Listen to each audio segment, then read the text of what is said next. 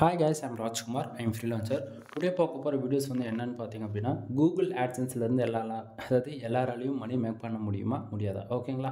So என்னுடைய concept என்ன அப்படின்னா அவ்வளோதான், இன்னும் ஒரு ஒன் டே தான், ரொம்பலாம் கிடையாது. நாளைக்கு இவ்வளோ நேரத்துக்கு நியூ இயர் ஸ்டார்ட் ஆகிடும், அதாவது 2025 ஸ்டார்ட் ஆகிடும் ஓகேங்களா. ஸோ உங்களுக்காகவே நான் வந்து ஆட்சன்ஸ் அக்கௌண்ட் வந்து ரொம்பவே என்னுடைய எப்படி சொல்கிறது எக்ஸ்பீரியன்ஸு தான் ஒவ்வொரு நாளும் உங்களுக்கு வந்து ரிப்போர்ட்டாக நான் கொடுத்துட்ருக்கேன் சரிங்களா. ஸோ நீங்கள் நல்லா புரிஞ்சுக்கணுது என்ன அப்படின்னா, அதாவது 2025க்குள்ளே நீங்கள் புதுசாக ஸ்டார்ட் பண்ணாலும் சரி, இல்லை நீங்கள் இன்றைக்கே ஆரம்பித்தாலும் சரி ஓகேங்களா, எல்லாராலையும் ஆன்லைன்லேருந்து அதுவும் பர்டிகுலராக கூகுள் ஆட்சன்ஸ்லேருந்து மணி மேக் பண்ண முடியும் ஓகேங்களா.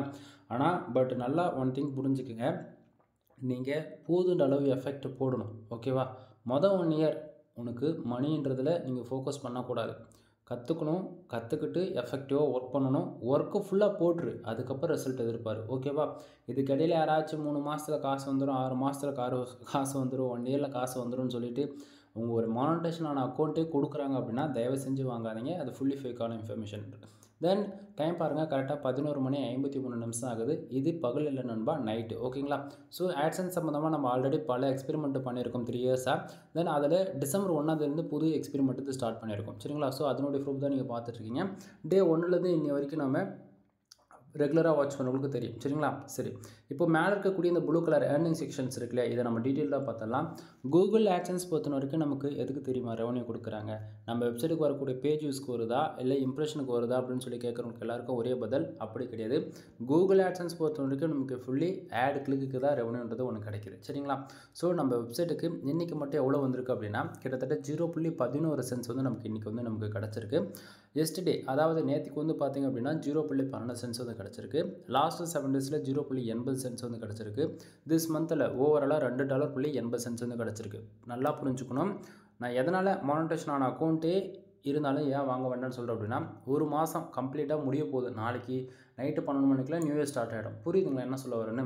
ஸோ இந்த டைமுக்கு வந்து பார்த்திங்க அப்படின்னா மொத்தம் நம்ம ஏர்ன் பண்ணது வெறும் $2.80 போது இது உங்களால் ஏற்றுக்க முடியுமா ஒரு கொஸ்டின் நான் கேட்டேன் அப்படின்னும் போது அதுக்கான பதில் உங்களுக்கே தெரியும். புரியுதுங்களா என்ன சொல்ல வரேன்னு. ஸோ இனிஷியலில் இங்கே பாருங்கள், வெப்சைட்டுக்கு நமக்கு வந்திருக்கக்கூடிய டிராஃபிக் டே 1 இன்னி வரைக்கும் நம்ம வெப்சைட்டுக்கு ஒவ்வொரு நாளும் டிராஃபிக் இன்க்ரீஸ் ஆகிட்டு தான் இருக்குது. இதில் எந்த மாற்றமும் கிடையாது. ரெகுலராக வாட்ச் பண்ணுறவங்களுக்கு வந்து தெரியும் ஓகேங்களா.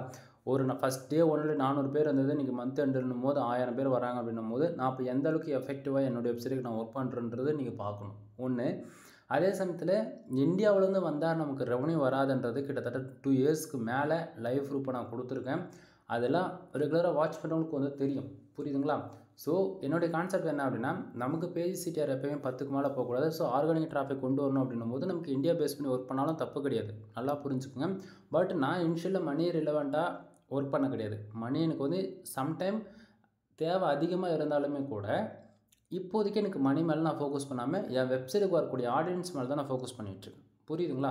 ஸோ நீங்களுமே இது தான் பண்ணணும். இனிஷியலில் ரெவன்யூக்காக நீங்கள் பார்க்குறீங்க அப்படின்னா ரொம்ப கஷ்டம் தான். புரியுதுங்களா. ஏன்னா ரேங்கிங் பண்ணணும் அப்படின்னும் போது அதுக்கு ஏகப்பட்ட கீவேர்ட் ரிசர்ச், கீவேர்ட் ஸ்டஃபிங்கிற போல் ஏகப்பட்டதை நம்ம ஃபாலோ பண்ண வேண்டியதாக இருக்கும். பேக் எண்டில் இருந்து ஒரு சிலது இன்டெரக்டாக தான் சொல்ல முடியும், புரிஞ்சுக்குங்க.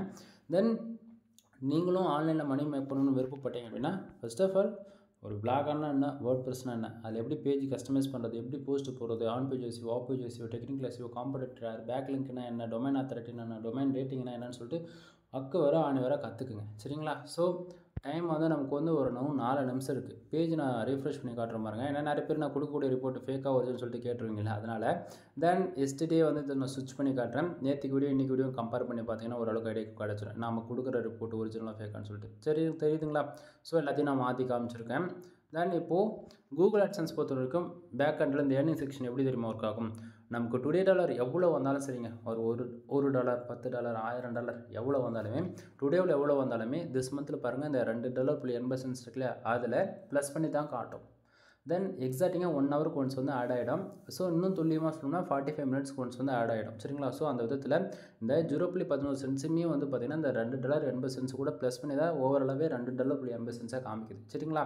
தென் இந்த 0.11 சென்ட்ஸ் வந்ததுக்கான ரீசன் என்ன தெரியுமா? கீழே பாருங்கள் பேஜ் வியூஸ் 1340 பேர் நம்ம வெப்சைட்டுக்கு வந்திருக்காங்களே. இந்த 1340 பேர் நம்ம வெப்சைட்டுக்கு வந்ததால் ரெவன்யூ வந்திருக்கானா? கிடையாது. கீழே பாருங்கள் கிளிக்ஸ்னு போட்டு 2 இருக்கு இல்லையா? ஸோ நம்ம வெப்சைட்டுக்கு 1340 பேர் வந்திருக்காங்க. அதில் 2 பேர் மட்டும் ஆடு கிளிக் பண்ணியிருக்காங்க. அந்த 2 பேர் ஆடு கிளிக் பண்ணதால் நமக்கு 0.11 சென்ட்ஸ் வந்து நமக்கு வந்து கிடச்சிருக்கு. என்ன ஒரு 1000 பேர் வந்து 2 ஆடு கிளிக் தான் நடந்திருக்கு அப்படின்னு சொல்லி கேட்டிங்க அப்படின்னா, இங்கே கிளிக்ஸ் வந்து கம்பல்சரி நடக்கணும்னு சொல்லிட்டு யாராலையும் கேரண்டி கொடுக்கவே முடியாது. புரியுதுங்களா என்ன சொல்ல வரேன்றது? ஸோ நம்ம வெப்சைட்டில் யூஸ் பண்ணக்கூடிய ஒவ்வொரு ஆட்ஸுமே ஃபர்தராக எந்தெந்த இடத்த வரணுமோ யூசர்ஸ்க்கு வந்து டிஸ்டர்ப் இல்லாமல் விதத்தில் தான் நம்ம வந்து வச்சுருக்கோம். ஓகேங்களா?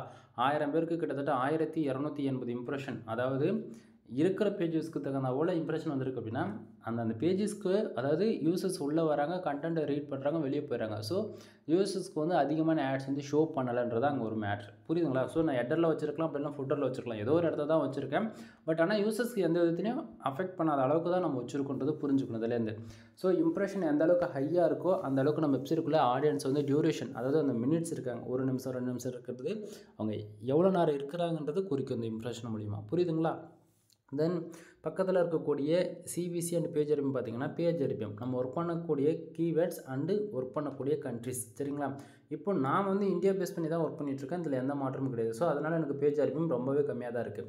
நீங்கள் அதுவே பர்டிகுலராக US, UK, Australia, Canada, Singapore, France, Qatar, Germany, இது போல் டயர் 1 கண்ட்ரி டார்கெட் பண்ணாலும் சரி, எந்த கண்ட்ரி டார்கெட் பண்ணாலுமே சரி, நீங்கள் ஒர்க் பண்ணக்கூடிய கீவேர்ட்ஸ் டயர் 1 கண்ட்ரி பேஸில் இருக்குது அப்படின்னும் போது உங்களுக்கான பேஜ் ஆர்பிஎம் அப்படியே ஃபுல்லி சேஞ்சஸ் ஆகும். ஓகேங்களா? ஸோ நான் மறுபடியும் சொல்கிறேன், எனக்கு வந்து ஸ்டார்டிங் வந்து இந்தியன் ஆடியன்ஸ் தான் அதிகன்றதால நான் இந்தியாவிலேருந்து ஒரு 5000 பேர் பர் டேவுக்கு வராங்கன்னும் போது நான் அப்போ சடனாக வந்து யூஎஸ், யூகே அதுமாரி டயர் 1 கண்ட்ரி டார்கெட் பண்ணி ஒரு வேலை செய்கிறேன் அப்படின்னும் போது அங்கேருந்து 100 பேர் வந்து 2 ஆட் கிளிக் பண்ணதால எனக்கு அன்றைக்கி பர் டேவுக்கு $100 விதத்தில் எனக்கு கிடச்சிரும். புரியுதுங்களா என்ன சொல்ல வருன்றது? ஸோ எனக்கு தேவை டிராஃபிக் தான் இம்பார்ட்டன்ட்ன்றதால நான் ஸ்டார்டிங் ரெவன்யூக்காக வேலை செய்யலை. புரியுதா? தென் ஒரு யூஸர் வந்து நம்ம வெப்சைட்டுக்குள்ளே வர ஆடை கிளிக் பண்ணாங்கன்னா 0.08 சென்ட்ஸ் வந்து கிடைக்க வேண்டிய இடத்த கரண்ட்டாக நம்ம கிடைக்கக்கூடியது எவ்வளோ தெரியுமா? 0.05 சென்ட்ஸ் வந்து நமக்கு கிடைக்குது. அப்படின்னும் போது 2 கிளிக்கு 0.10 தானே கிடச்சிருக்கணும், 10 சென்ட் தானே கிடச்சிருக்கணும். டுடே நீங்கள் 11 வருதுன்னு சொல்லி கேட்டிங்க அப்படின்னா நல்லா புரிஞ்சுக்கணும். ஏதோ ஒரு கிளிக்கு 6 சென்ட் கிடச்சிருக்கு, ஒரு கிளிக்கு 5 சென்ட் கிடச்சிருக்கு. ஏன்னா வந்து அது இந்த சிபிசின்றது ஆவரேஜ் பண்ணி தான் காட்டும், நமக்கு ஒவ்வொரு கிளிக்குக்கும் எக்ஸாக்டிங்காக காட்டாது. புரியுதுங்களா? தென் இம்ப்ரெஷன் நம்ம வெப்சைட்டுக்குள்ளே எவ்வளோ நேரம் இருக்காங்களோ அதை பொறுத்து காட்டுது. பேஜ் சீட்டே 0.15%. ஓகேங்களா? தென் நண்பா இப்போ நல்லா டைம் பாருங்கள், கரெக்டாக 12 மணி ஆகிடுச்சு நைட்டு. ஓகேங்களா? எப்போயுமே கூகுள் ஆட்சன்ஸ் பொறுத்த வரைக்கும் நைட்டு 12 மணிக்கு நம்ம இந்த பேஜ் ரீஃப்ரெஷ் பண்ணோம்னா வச்சுக்கலாம், டுடேவில் இருக்கக்கூடிய டாலர்ஸ் எல்லாமே எஸ்டேவுக்கு மூவ் ஆகிடும். நெக்ஸ்ட் டேயில் இருக்கக்கூடியதெல்லாம் லாஸ்ட்டு 7 டேஸ்க்கு போகும். லாஸ்ட்டு 7 டேஸில் இருக்கிறது எங்கேயும் போகாது, அது அப்படியே தான் இருக்கும், ப்ளஸ் பண்ணி காமிக்கும், அவ்வளோதான். இப்போது நம்ம பேஜ் ரீஃப்ரெஷ் பண்ணலாமா? தென் இப்போது நம்ம பேஜை ஒரு ரீஃப்ரெஷ் பண்ணுறோம் பாருங்கள், போகலை. மறுபடியும் ரீஃப்ரெஷ் பண்ணுறேண்ணா, போகலை. ஒன் மோர்,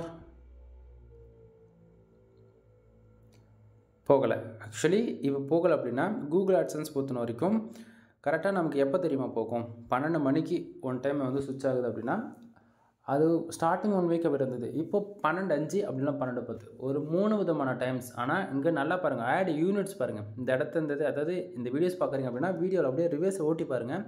ஆட் யூனிட்டில் ரெஸ்பான்சிவ் ஆட்ஸ்னு சொல்லிட்டு நம்ம ஒரு கோடு போட்டிருப்போம், அது வந்து மேனுவல் கோடு. ஆட்சன்ஸ் பொறுத்த வரைக்கும் ஆட்டோட யூஸ் பண்ண முடியும், மேனுவல் ஆடோ யூஸ் பண்ண முடியும். சரிங்களா? ஸோ அப்போது இந்த இடத்த வந்து அப்டேட் ஆக ஆரம்பிச்சிருச்சு. புரியுதுங்களா? ஸோ இது போல தான் நம்ம ஆகும். ஆட்சன்ஸ் பொறுத்த வரைக்கும் நமக்கு 24 ஹவர்ஸில், அதாவது நைட்டு 12 to 12 இந்த டைம் வரதுக்குள்ளே நமக்கு எவ்வளோ பேஜ் எவ்வளோ ரெவன்யூ வந்திருந்தாலுமே டுடே வந்து அப்படியே எஸ்டேவுக்கு மூவ் ஆகிடும். தென் இப்போ 12:01 ஆகுது. தென் இப்போது ஓரளவுக்கு ஐடியா கிடச்சிருக்குன்னு நான் நினைக்கிறேன். ஓகேவா? இப்போது எஸ்டேவுக்கு வைக்கிற பாருங்கள், அதே ரிப்போர்ட்டு தான் காட்டும். ஆக்சுவலி இன்னும் மாறல, இது வந்து முந்தானத்து ரிப்போர்ட்டு காட்டுது.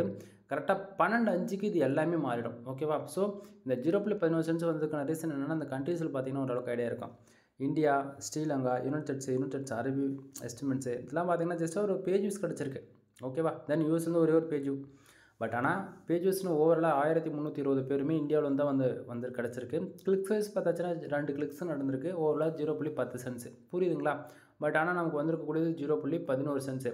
ஏதோ ஒரு சென்ட் எந்த இடத்தையோ ஒரு கிளிக்கு அதிகமாக கிடச்சிருக்கு. இவ்வளோதானே தவிர மற்றபடி வேறு எதுவும் கிடையாது. தென் இது வந்து இனிஷியலில் நம்ம வந்து இப்போ ஒரு எக்ஸ்பெரிமெண்ட்டாக தான் ஸ்டார்ட் பண்ணியிருக்கோம். ரெவன்யூ அதிகமாக வர்றப்போ உங்களுக்கு இன்னுமே நிறைய இன்ஃபர்மேஷன் தான் நான் கொடுப்பேன். சரிங்களா? நிறைய இன்ஃபர்மேஷன்னா ஒரு கீவேர்டு எப்படி செலக்ட் பண்ணணும், எது போல் ஆட் கோட் யூஸ் பண்ணணும்னு சொல்லிட்டு இன்னுமே டீட்டெயில் அண்ட் டெப்த்தாக நம்ம வந்து சொல்லி தருவோம். புரியுதுங்களா? ஸோ இதோட இந்த வந்து ஷார்ட் அண்ட் ஸ்வீட்டாக நம்ம முடிச்சுக்கலாம். தென் கீழே இருக்கக்கூடிய கிராஃப் டீட்டெயிலாம் பார்க்கும்போது ஓரளவுக்கு ஐடியா இருக்கும். நம்ம வந்து இதை வந்து ஏன்னா அது ஒரு நாளைக்கு $1 கம்மியாக வரும்போது என்ன ரிப்போர்ட் நான் கொடுக்குறது நீங்களே சொல்லுங்கள் பார்ப்போம். பேசலான்னு தான் தோணுது. நிறைய இன்ஃபர்மேஷன் சொன்னால் பாதியிலே ஏஞ்சி போயிடுவீங்க நீங்கள். புரியுதுங்களா? ரெவன்யூ அதிகமாக வர்றப்போ சொன்னால் யாருமே இருந்தாலும் கேட்குறாங்க. பட் ஆனால் ரெவன்யூ கம்மியாக வரும்போது நைட்டு 12 மணிக்கு முழிச்சிட்டு ஒரு ரிப்போர்ட்டு எடுக்கிறோம் அப்படின்னும் போது நீங்கள் பார்க்கவே மாட்டீங்க. வியூஸ் போகிறது பார்த்தீங்களா? என்ன சொல்கிறதுன்னு எனக்கே தெரியல. பட் ஆனால் இதுக்கு மேலே சொல்லக்கூடியதெல்லாம் பெய்டு சர்வீஸ்க்குள்ளே வரும். நம்மக்கிட்ட வந்து கன்சல்டிங் சர்வீஸ் வந்து அவைலபிள் இருக்குது நண்பா. ஃபார் ஆர்டிகல் 200 கொடுத்துட்ருக்கோம். மினிமம் வேர்ட்ஸ் வந்து 1500லேருந்து மினிமம் 2000 வேர்ட்ஸ் வரைக்கும் இருக்கும். சரியா? தென் ஃபார் ஆர்டிகல் 2 இருக்குது. மோர் தென் அது ஆட்சன்ஸ் அப்ளுக்கு வாங்கினாலும் சரி, இல்லை மோர் தென் எவ்ரிபடி எனி கேட்டகரியில் நீங்கள் ஊகாமர்ஸ், டிஜிட்டல் மார்க்கெட்டிங், இல்லை ப்ராடக்டிங் செல்லிங் எதுவாக இருந்தாலும் சரி, உங்களுக்கு கன்சல்டிங் சர்வீஸ் வேணும் அப்படின்னா ஹையர் பண்ணி வாங்கிக்கலாம். தென் அது போக வெப்சைட் வந்து பில்டு பண்ணி கொடுத்துட்ருக்கோம். $7,000, $15,000, $25,000 3 டிமாண்ட் பேக்கேஜ் அவைலபிள் இருக்குது. ஃபர்தரான இன்ஃபர்மேஷன் வேணால் கீழே டிஸ்கிரிப்ஷனில் கான்டாக்ட் நம்பர் கொடுத்துருக்கேன். கால் பண்ணி கன்சல்ட் பண்ணிக்கோங்க. தென் பேக்கிங் சர்வீஸ் அவைலபிள் இருக்குது. டொமைனுக்கு வந்து டொமைன் அத்தாரிட்டி, டொமைன் ரேட்டிங் வந்து பண்ணி கொடுத்துருக்கோம். தென் வெப்சைட்டுக்கு ஜென்ரேட் ப்ளஸ் ப்ரீமியம் தீம்ஸ் வந்து ஜஸ்ட் ஃபார் லைசன்ஸ்க்கு ஆக்டிவேட் பண்ணி கொடுக்குறதுக்கு $2,000 சார்ஜ் பண்ணிகிட்ருக்கோம். ஓகேங்களா? ஸோ இது போல் நிறைய சர்வீஸ், நிறையன்னு சொல்கிறத விட வெப்சைட்டு சம்மந்தமாக A to Z எல்லா சர்வீஸும் அவைலபிளாக இருக்குது. ஓகேவா? ஆக்சுவலி பேச முடியாத பேசிகிட்டு இருக்கேன். உண்மை இதுதான். கண்ணெல்லாம் திறந்து பார்க்கவே முடியல, எரிச்சலாக இருக்குது. சரியா? ஸோ பேஜ் வந்து ரிஃப்ரெஷ் பண்ணுறேன். டுடே உள்ள அமௌண்ட் எஸ்டேக்கு மூவ் ஆகுதா பார்க்கலாம். தென் மூவ் ஆகலை. கரெக்டாக இன்னும் 1 நிமிஷம் 12:05க்கு இந்த பேஜ் நம்ம ரிஃப்ரெஷ் பண்ணலாம். அப்போ என்ன ஆகுனா ஓவராலாக டுடேவில் இருக்கக்கூடிய அமௌண்ட்ஸ் எல்லாமே எஸ்டேக்கு மூவ் ஆகிறது நீங்கள் தாராளமாக பார்ப்பீங்க. சரிங்களா?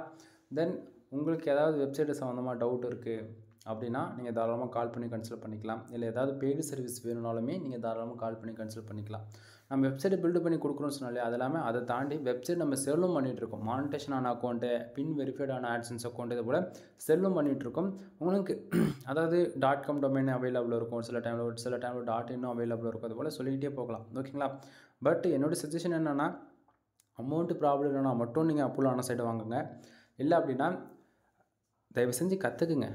1 year டைம் கொடுங்க. கற்றுக்கிட்டு அதுக்கப்புறம் நீங்கள் ஒர்க் பண்ணலாம். புரியுதா? மானிட்டேஷன்ன்றது இம்பார்ட்டன்ட் கிடையாது. புரியுதுங்களா? மானிட்டேஷன் வாங்கினா இப்படி தான் இருக்குன்னு தெரிஞ்சுக்கங்க. அதாவது ஒரு நாளைக்கு $5 வேணும்னு முடிவு பண்ணிட்டேன்னா ஒரு நாளைக்கு இந்தியாவிலேருந்து 30,000 பேர் வர வைக்கணும். ஓகேவா? அப்போ 30,000 பேர் வர்ற அன்றைக்கி $5 எதிர்பார்க்குறேன் அப்படின்னா எனக்கு வந்து ரொம்ப டீசெண்டான ஒரு அமௌண்ட் எனக்கு வந்து கிடைக்குதுன்னு அர்த்தம். புரியுதுங்களா? மந்த் நான் $100 அசால்ட்டாக எதிர்பார்க்கலாம். ஆனால் 1000 பேர் வந்து ஒரு நாளைக்கு 10 சென்ட் கிடச்சா இந்தியன் கரன்சிக்கு நீங்களே கன்வெர்ட் பண்ணி பாருங்கள். உங்களுக்கே தெரியும் எவ்வளோ வரும்ன்றது. புரியுதுங்களா? ஸோ இது சொல்லணும்னா சொல்லிக்கிட்டே போகலாம் நண்பா. புரிஞ்சுக்குங்க. தென் 12:05 ஆகிடுச்சு. பேஜ் ரிஃப்ரெஷ் பண்ணுறேன்னா தென் நான் சொன்ன மாதிரி கரெக்டாக எக்ஸாக்டிங்காக மாறிடுச்சா எல்லாமே? டுடேவில் இருக்கக்கூடிய டாலர்ஸில் எஸ்டேக்கு வந்துருச்சு. டுடேவில் வந்து பார்த்தீங்கன்னா 00 மாறிடுச்சு. தென் எஸ்டேவில் வந்து பார்த்தீங்கன்னா 0.11 சென்ட்ஸ் டுடேவில் வந்து இதெல்லாம் எஸ்டேக்கு வச்சு லாஸ்ட் 7 டேஸ்க்கு பாருங்கள் எல்லாமே சேஞ்சஸ் தெரியுதா? தென் இப்போ நான் என்ன பண்ணுறேன், எஸ்டேக்கு வைக்கிறேன். 705 தான் இருக்குது. இங்கேயும் பாருங்கள். ஏன்னா வந்து இப்போது டுடேவில் இருந்தது எல்லாமே எஸ்டேக்கு மூவ் ஆகிறதுக்கு சம் டைம் எடுத்துக்கும். 12:10 வரைக்கும் டைம் எடுத்துக்கும். புரியுதுங்களா என்ன சொல்ல வரன்றது? இது போல் தான் நண்பா இந்த டைமில் தான் எல்லாமே அப்டேட் ஆக ஸ்டார்ட் ஆகும். புரிஞ்சுக்குங்க. தென் இது போல் நிறைய இன்ஃபர்மேஷன் வந்து நீங்கள் லைவாக பார்க்கணுன்னு நினச்சிங்க அப்படின்னா சேனலுக்கு சப்ஸ்கிரைப் பண்ணுங்கள். ஏதாவது பெய்டு சர்வீஸ் வேணால் ஹையர் பண்ணிக்கலாம். ஓகேவா? எனிவே தேங்க்யூ ஃபார் வாட்சிங். ப்ளீஸ் சப்ஸ்கிரைப் நண்பா.